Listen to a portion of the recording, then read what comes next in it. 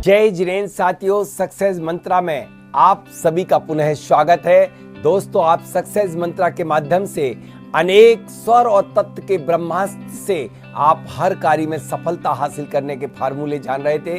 आज मैं इस सक्सेस मंत्रा के माध्यम से ये और बता देना चाहता हूं कि आप किस तरह से जहां पर निवास करते हैं या जहां व्यापार करते हैं, ऑफिस जिसमें बैठते हैं या जो बेडरूम आपका है, वह रूम कैसा है जहां पर आप बैठते हैं उसकी पहचान भी करा देती है आपकी सांस। बस आप तो मैं कह रहा हूं दुनिया को छोड़िए, सांसों को अपना समझिए, क्योंकि यही सांसें ही सब कुछ है। Your breath is your life, nothing anything else. सब कुछ आपकी सांसें हैं, सब कुछ जानती हैं आपकी सांसें, सब कुछ करा सकती हैं आपकी सांसें। तो इन सांसों से पहचान कैसे करेंगे? आप जिस जमीन पर बैठते हैं वह आपको सक्सेस करा रही है कि नहीं? जिस बेडरूम में सोते हैं वह बेडरूम आपको अच्छी नींद और आपके लिए स्वस्थ रख पा रही है कि नहीं? तो यह जब भी आप अपनी जिस भूमि की एनर्जी को चेक करना हो कि वह कैसी है, और उसमें जाकर के अपने एलिमेंट को चेक करिए। यदि आपके वाटर एंड अर्थ एलिमेंट आ जा रहा है तो आप जहां पर आप ऑफिस में बैठते हैं, फैक्ट्री में बैठते हैं, या फिर आप अपने रूम या अपने घर में जाकर के बैठते हैं, जाते हैं, यदि बार बार वही एलिमेंट प्रवेश करते ही सबसे पहले आ जाता है तो समझ लेना अर्थ एंड वाटर एलिमेंट है कि वह भूमि आपको आनंददायक है, सक्सेस दिलाने वाली है, वहां की एनर्जी पॉजिटिव है, वहां पर आपको बहुत अच्छा है, कोई भी वास्तु दोष नहीं है। देखिए, अर्थ एंड वाटर एलिमेंट हर घंटे में आता है, लेकिन जैसे ही आप उस भूमि के करंट से कनेक्ट होते हैं और तत्काल वही वाटर एंड अर्थ हमेशा ही आता है, एक दिवस का नहीं, प्रतिदिन ही जब भी आप उस भूमि पर पहुंचते हैं, सेम एलिमेंट यदि उस समय आ जा रहा है तो समझ लीजिए कि वह भूमि आपके लिए शुभ कारक है, वह आपके लिए फैक्ट्री या आपका ऑफिस आपके लिए सक्सेस दिलाने वाला है। लेकिन यदि जब आप उस ऑफिस में जाते हैं और आपका एयर एंड फायर एलिमेंट आ जाता है, वायु तत्व या अग्नि तत्व, वायु तिरछी या वायु ऊपर, जब भी आप पहुंचते हैं, हमेशा एक दिवस नहीं, जब भी आप प्रवेश करेंगे फैक्ट्री में, घर में या अपने बेडरूम में, तो वह समझ लेना कि यदि वायु तत्व आ रहा है, एयर एलिमेंट आ रहा है, तो वहां पर कोई ना कोई नेगेटिव एनर्जी आ चुकी है। उस नेगेटिव एनर्जी को आपको पलायन कराना है, उस एनर्जी को रिमूव कराना है। यदि फायर आ रहा है तो निश्चित रूप से वहां की जियोपैथिक एनर्जी वहां की डिस्टर्ब है।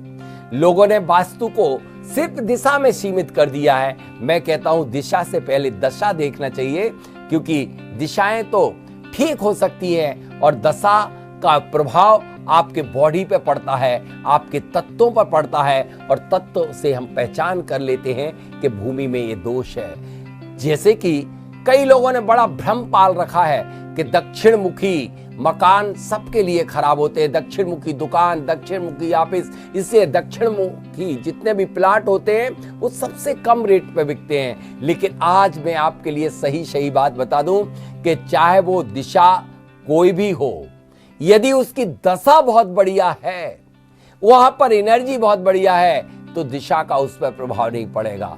दूसरी बात, दक्षिण मुख वालों के लिए मिथ जो है उसको भी आज मैं खत्म कर देना चाहूंगा कि दक्षिण मुखी मकान सभी को कदापि बुरे नहीं होते हैं, दक्षिण मुखी फैक्ट्री, दक्षिण मुखी आपके लिए ऑफिस सभी को बुरे नहीं होते। जिन लोगों का मंगल उच्च का है, जिनका मंगल स्वगृह है, जिनका मूलांक 9 है, जिनकी राशि कर्क, मकर, कन्या राशि है, और जिनकी कुंडली में गुरु और मंगल एक साथ बैठे हैं या इनकी युति बन रही है, उनके लिए मंगल दक्षिण मुखी ऑफिस, फैक्ट्री, घर मंगल ही कराएगा, अमंगल नहीं।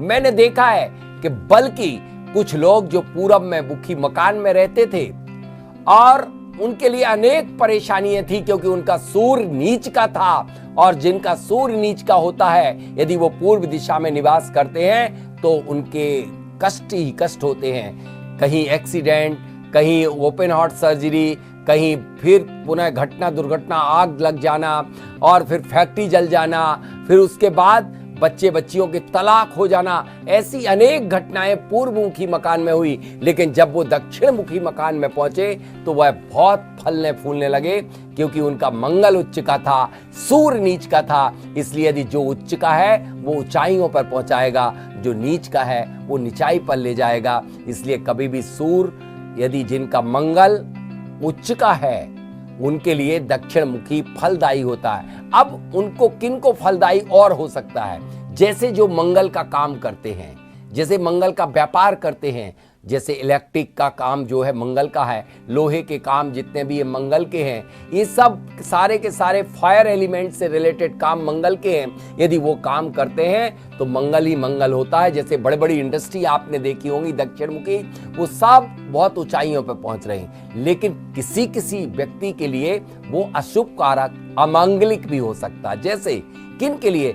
जिनका मंगल नीच का होगा उनके लिए कदापि ठीक नहीं रहेगा। जिनका राहु नीच का होगा और जिनकी कुंडली में मंगल और शनि की युति बन रही होगी, या मंगल और शनि का षडाष्टक योग बन रहा होगा, उनके लिए कभी भी दक्षिण मुखी मकान में भूल करके भी नहीं जाना चाहिए। या जिनकी कुंडली में 8वें स्थान पर सूर्य बैठा होगा, वो बर्बाद करा देगा वह मकान आपके लिए। इसलिए आपको इस बात का ध्यान रखना आवश्यक है कि दक्षिण मुखी मकान मंगल उच्च के लिए मंगलकारी है और मंगल नीच के लिए अमंगलकारी है। तो आप एस्ट्रो वास्तु को भी देखें। जिस तरह से एस्ट्रो वास्तु आपकी सांसों में समाहित है, आपकी सांस परीक्षण कर देती है कि यह घर आपके लिए मंगलकारी है या अमंगलकारी, मंगल नीच का है या मंगल उच्च का, ये आपकी ब्रीथ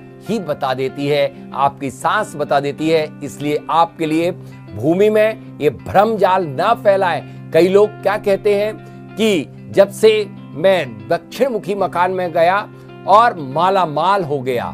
निश्चित रूप से मैंने अनेक घर, एक मैं आपको केस स्टडी बता देना चाहता हूं कि एक व्यक्ति चेन्नई का था और वह उत्तर मुखी मकान में रह रहा था, और उत्तर मुखी मकान में उस व्यक्ति के पास व्यापार में 0 नहीं बल्कि 100 करोड़ के घाटे में पहुंच गया था, क्योंकि बुध उसका नीच का था और उसका लेकिन मंगल 100 डिग्री था, अच्छी डिग्री का था, शुभ ग्रहों से दिशित था।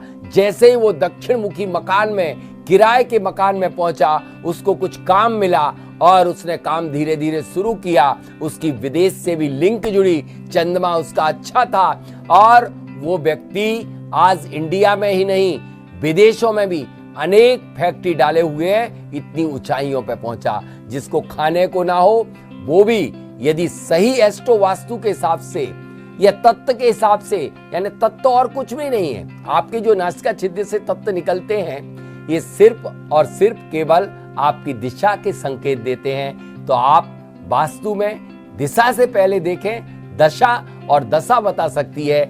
आपकी सांस पहचान करा सकती है आपके भूमि को, आपके भवन को। वास्तविकता में दक्षिण मुखी मकान जो भी व्यक्ति जिनको सूट होता है, जिनकी कर्क मकर कन्या राशि है, जिनका मूलांक 9 है, जिनका मंगल उच्च का है, उनके भवन की संरचना, उनका ओरिएंटेशन कैसा होना चाहिए, ये मैं आज बता देना चाहिए। यदि वह व्यक्ति सबसे ज्यादा पत्थर का उपयोग अपने घर में करते हैं तो माला माल हो जाएंगे, क्योंकि जो पत्थर लगाया जाता है, जैसे ग्रेनाइट लगाएं या स्टोन का, पत्थर का ज्यादा प्रयोग करें, मिट्टी, और कुछ जगह कच्ची छोड़ें। यानी कि आपको कच्ची कहां छोड़ना है? नॉर्थ ईस्ट में यदि थोड़ी सी भूमि को कच्ची छोड़ देते हैं और पत्थर का ज्यादा प्रयोग करते हैं तो दक्षिण मुखी मकान से ज्यादा फलदायी शायद और कोई दिशा नहीं करा पाएगी। मैंने अनेक इंडस्ट्रियलिस्टों को देखा है कि वह जैसे ही जब वह पश्चिम मुखी मकान में थे और दक्षिण मुखी मकान में पहुंचे, वो माला माल हो गए।